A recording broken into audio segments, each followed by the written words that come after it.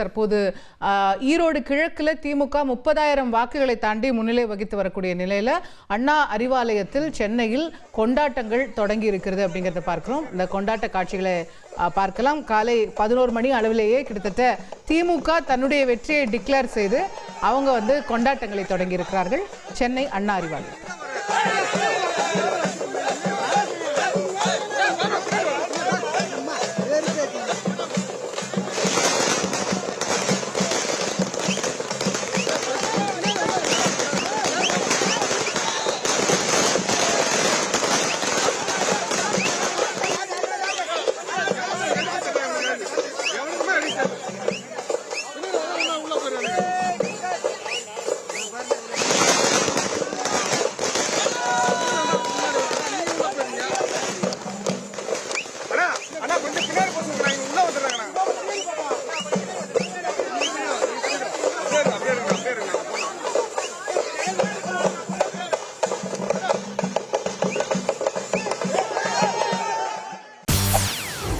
செய்திகளை உடனுக்குடன் தெரிந்து கொள்ள உடனே சப்ஸ்கிரைப் பண்ணுங்க.